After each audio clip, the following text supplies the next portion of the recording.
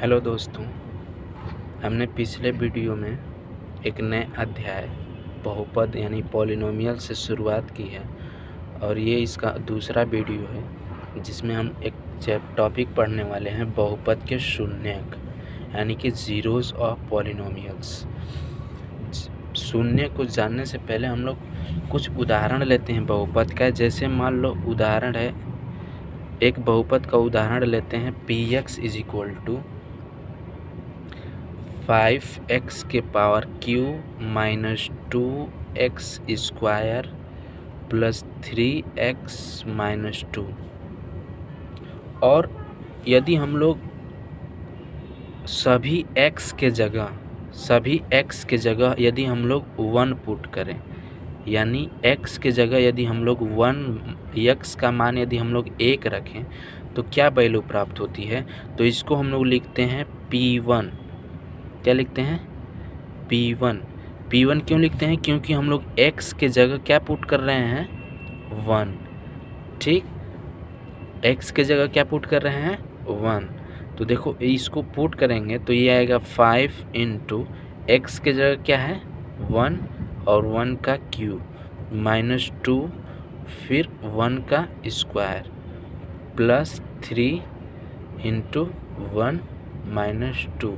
अब इसकी वैल्यू निकालेंगे तो ये आएगा 5 और 1 का क्यूब होगा 1 माइनस 2 और 1 का स्क्वायर होगा 1 प्लस 3 इंटू 1 माइनस 2। और इसको हल करेंगे तो ये आएगा 5 इंटू 1 5 माइनस 2 प्लस 3 माइनस 2। अब ये देखो 5 और 3 8 होंगे और माइनस 2 माइनस 4 होगा। इस तरीके से ये आ जाएगा 4। यानी कि हम लोग बहुपद में x का मान यदि 1 रखे हैं तो उस बहुपद का मान कितना है? 4। यानी कि हम कह सकते हैं कि x बराबर 1 पर px का मान कितना है? 4 है। यानी कि x बराबर 1 पर px का मान कितना है? वो है 4। अब देखो मान लो हम लोग दूसरा एग्जाम्पल ले रहे हैं px is equal to 2x के घाते 3 माइनस 6x के घाते 2 प्लस 3x प्लस 1, इतना ले रहे हैं। अब यदि हम लोग x के जगह 1 मान रखें तो क्या होता है देखते हैं। तो यदि हम लोग x बराबर 1 रखते हैं, ठीक, तो यानी कि p1 इसको लिखेंगे p1 क्योंकि x के जगह 1 रख रहे हैं। तो ये हो जाएगा 2 गुणते 1 का क्यूब माइनस 6। चूँकि x के जगह 1 मान रख रहे हैं इसलिए सभी x के जगह क्या होगा? 1 होगा। और इस तरीके से 3 इंटू 1 प्लस ये 1। अब देखो ये 2 और 1 का क्यूब होगा तो 1 ही होगा और 1 का गुणा 2 में होगा तो वो होगा 2 माइनस 6 और 1 का स्क्वायर होगा तो 1 ही होगा और 1 का गुणा 6 में होगा तो ये होगा 6 प्लस 3 का गुणा 1 में हो जाएगा तो ये हो जाएगा 3 और प्लस ये 1। अब देखो जितने धनात्मक वाले हैं उसको एक साथ जोड़ेंगे तो ये 2 3 5 और 1 6 और ये माइनस 6। देखो ये आ जाएगा 0। यानी कि हम लोग कह सकते हैं कि x बराबर 1 पर, ठीक, px का जो मान है वो है 0 है। ठीक, यही है ना। x बराबर 1 पर जो px का मान कितना आ जा रहा है? 0 आ जा रहा है। तो इसको हम लोग कह सकते हैं कि x बराबर 1 पर px का जो मान है वो है 0।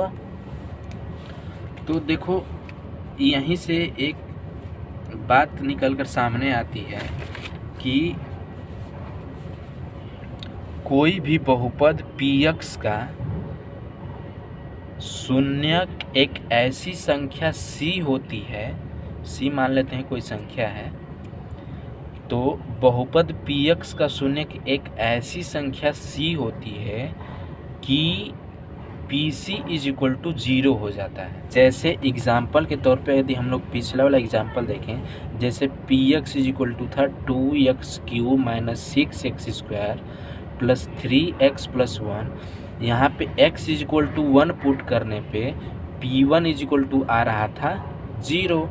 इस तरीके से हम लोग कह सकते हैं कि जो ये बहुपद है px, इसका एक शून्य क्या होगा, 1 होगा।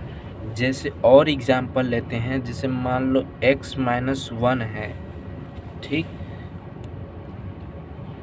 px is equal to x-1 है, तो इसका शून्य क्या होगा। यदि x के जगह यदि हम लोग 1 पुट करें, यानी x के जगह यदि हम लोग 1 मान रखें, तो p1 का मान क्या होगा, 1 - 1 इज इक्वल टू 0। यानी इस तरह कह सकते हैं कि x-1 बहुपद का एक जो है शून्यक है। क्यों शून्यक है, क्योंकि इस बहुपद में यदि x का मान 1 रखते हैं तो उस बहुपद का मान 0 आ जाता है। इस तरीके से हम लोग कह सकते हैं कि एक इस बहुपद का क्या है, शून्यक है। इसी तरीके से यदि हम लोग और एग्जाम्पल लें, मान लो px इज इक्वल टू ले लेते हैं हम लोग x-2, ठीक, px is equal to x-2। और यदि हम लोग x बराबर मान लो पुट करते हैं 2, x बराबर कितना पुट करते हैं 2, तो p2 क्या होगा, x के जगह 2 रखे हैं तो x के जगह 2 रख लिए हैं, p2 बराबर हो जाएगा 2 - 2। अब x का जगह 2 मान रखे हैं तो 2 और -2 पहले से ही है, और ये 2 - 2 0 हो जाएगा। यानी यदि हम लोग x का मान 2 रखते हैं तो p2 का मान कितना आ जाएगा, 0। यानी कि इस बहुपद का मान 0 आ गया।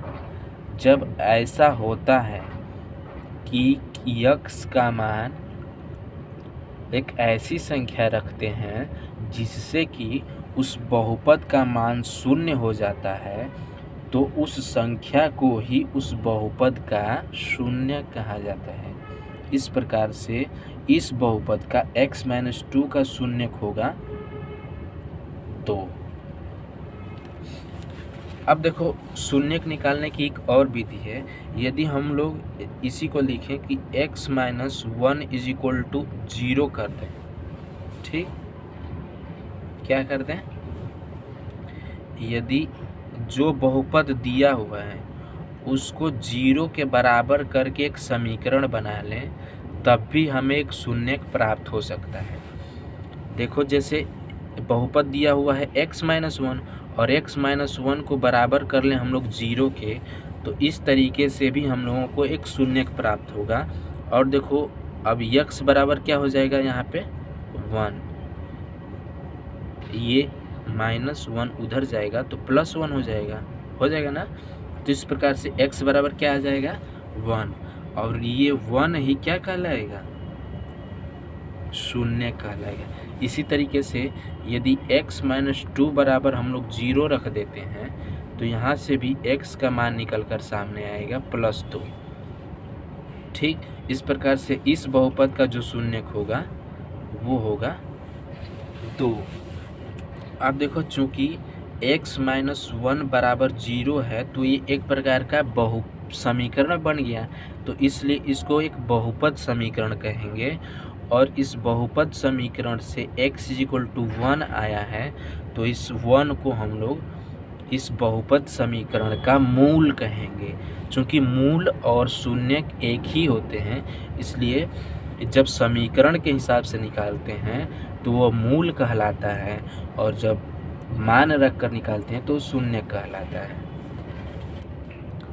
देखो एक महत्वपूर्ण बात यह है कि मैंने आप लोगों को एक बहुपद के घात के बारे में बताया था, यानी कि डिग्री ऑफ पॉलिनोमियल्स के बारे में, तो आप लोग उससे परिचित होंगे।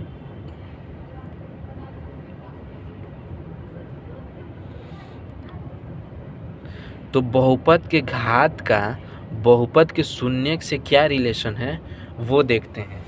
देखो बहुपद का जो घात होता है, यानी कि किसी भी बहुपद में जो मैक्सिमम घात होता है, अधिकतम घात, वही बहुपद का घात कहलाता है। तो जितना बहुपद का घात होगा उतने उस बहुपद के शून्यक होंगे। बात समझ में आई? मतलब कि यदि बहुपद का घात 1 है, ठीक, बहुपद का घात 1 है, उस बहुपद के शून्यकों की संख्या कितनी होगी? 1 होगी। यदि घात किसी भी बहुपद का घात 2 है तो उसमें शून्यकों की संख्या कितनी हो जाएगी? 2 हो जाएगी। यदि बहुपद का घात 3 है तो शून्यकों की संख्या कितनी होगी? 3 होगी।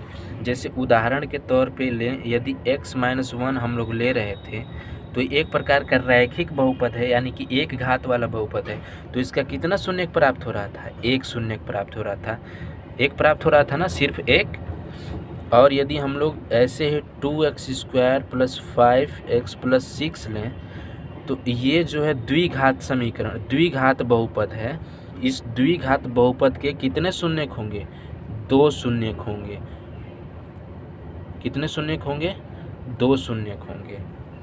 तो इस तरीके से बहुपद का घात ही बहुपद के शून्य का निर्धारण करता है।